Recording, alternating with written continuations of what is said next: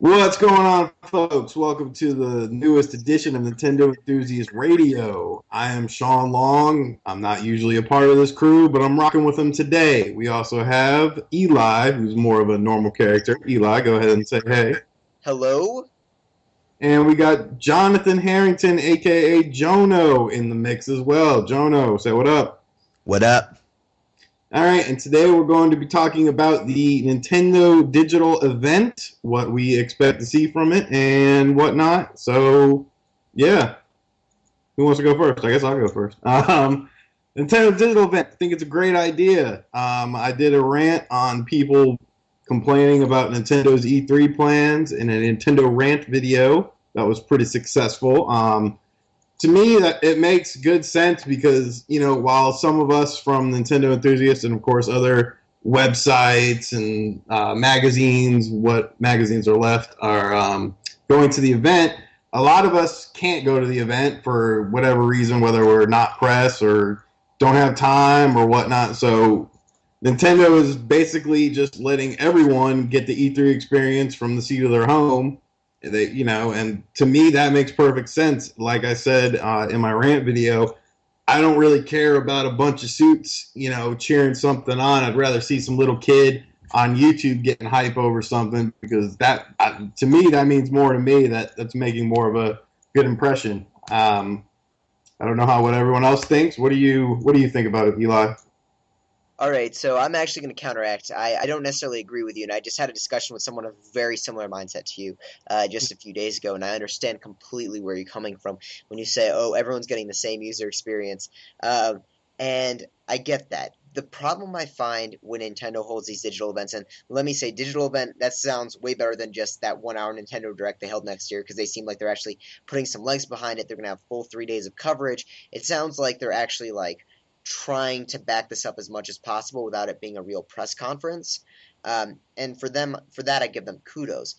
And for that, I'm a little more positive this year than I am last year. The problem I have with the Nintendo digital event specifically is that, number one, for the common press, it looks a little weak in comparison to the competition. But more importantly, the common press does not care nearly as much. When you looked at the press conferences that Nintendo was holding 2 years ago, you'd have people from the real press there, CNN, New York Times, etc., that were there paying attention to the events. You don't have nearly as much coverage from mainstream media without having a presence such as a press conference there. And I mean, you might have some here and there. New York Post or New York Times has a little gaming section. You might have CNN do like a little tidbit. But when you have the actual journalists there in attendance at the press conference, I feel like it could do much better job at getting out to the mass market. And I know Nintendo right now doesn't really care about the mass market with the Wii U. The 3DS is doing okay, but I still feel like it would do better for them had they had the mainstream media there, not just the gaming media. So that's my 2 cents on the event. What about you, Jono? I'm kind of with both of you in this case. What it comes down to is how much of what E3 presents is important and matters to the mainstream market. Because if it actually affects sales and recognition, then yeah, I'm with you, Eli. But it might also. But if it doesn't actually affect much of, I'm kind of losing my train of thought here. Okay. Here, I'll let you collect and I'll counteract. My thing is this, that's cool if CNN and, all these big places cover that, but it's nice to get that, mainstream publicity, but what's that going to get you? Like a quick article on their website? I mean, it's not like they're going to cover it on CNN.com, on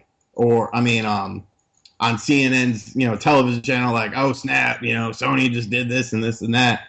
I think the average gamer will care more about what they can get out of it from various, gaming websites more so than the big ones. And yes, the big ones are nice for the mass appeal, but I don't think, the masses really care about E3. Like the soccer mom sitting at home isn't going to be like, oh damn, they, Super Mario Soccer or something. I got to go get that now. To me, E3 is more of although it's heavily commercialized and,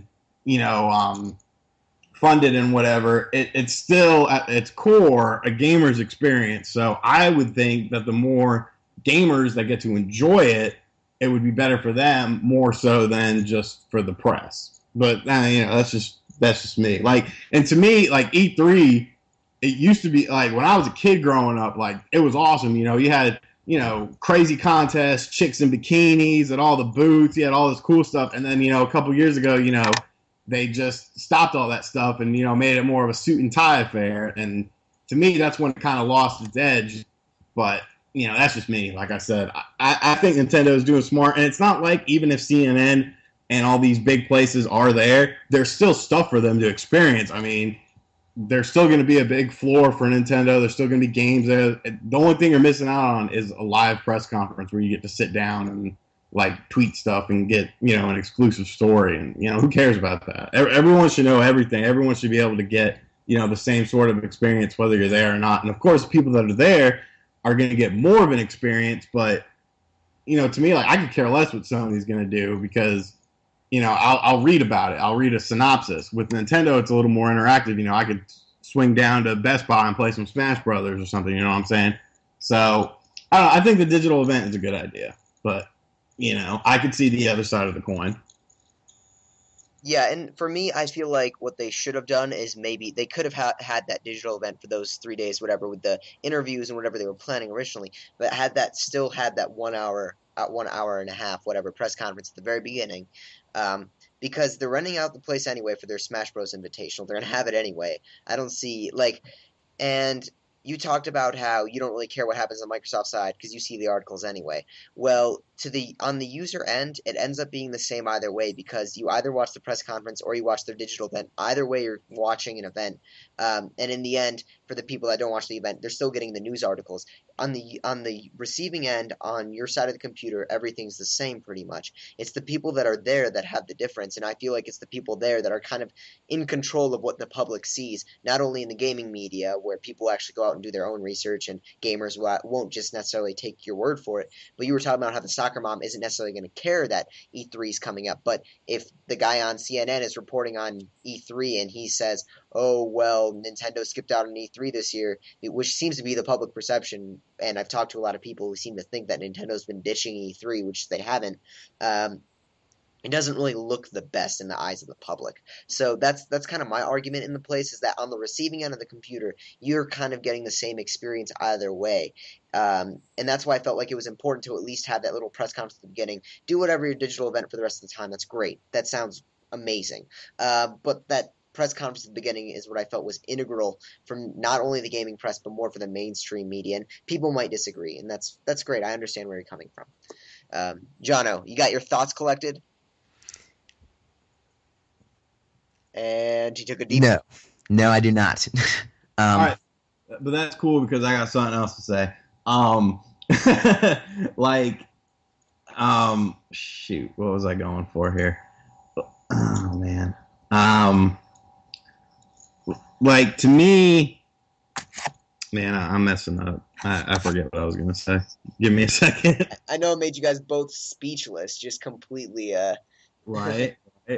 But okay. Oh, but what I was gonna say was, as far as the mainstream media is concerned, Nintendo could save 1,000 cats from a burning building and do a 12-hour live presentation where they have the Special Olympics on stage, and people will still be like, oh, well, they should have done this, they should have done this, Nintendo sucks. That's just the mindset of the industry, and it's been like that, for years now. Nintendo can do no right. So by doing something different, to me, that shows that, they're at least trying different avenues because, the hardware, isn't quite as strong as the PS4 and the Xbox One. And the PS4 and the Xbox One are kind of battling out with each other while Nintendo is just kind of, off to the side. And the way things are going with that, I mean, that's a whole nother story in and of itself. But I think it's smart of Nintendo not to stick their nose into that battle, let them two fight it out. And because, I mean, right now, with the way, Microsoft is doing things, all of a sudden they have the Kinect-less Xbox One. They're not exactly setting the world on fire with all their stuff. And plus, the main thing is Sony and Microsoft, as of right now, their 2014 lineup is paper thin, whereas Nintendo's isn't. So by doing the digital event, they're going to get more people that are watching the coverage to, learn about, hey, this is coming out, this is coming out, this is coming out. Whereas Sony and Microsoft are just going to stand on a stage and be like, yo, 2015, we got you. 2014, and not too much going on. So I think by being different, it helps them stand out. Whether it's a good standout or a bad standout, I guess that's up to the individual person to decide.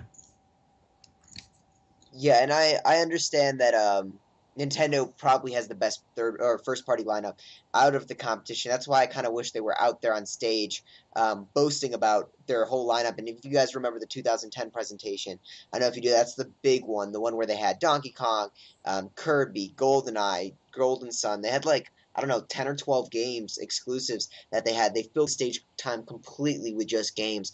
And had they come out and just nailed game after game after game for that whole hour and a half time, I felt like they would have been in a good fighting position. And you said, of course, they shouldn't really be meddling into the Xbox One, PS4. And I mean, they're going for a whole different market as of this point.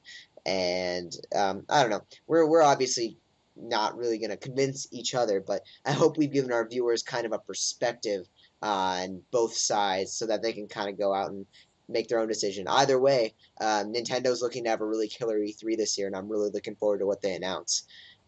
Make sure to stay tuned to NintendoEnthusiast.com for all the latest on Nintendo, and we'll see you guys next time.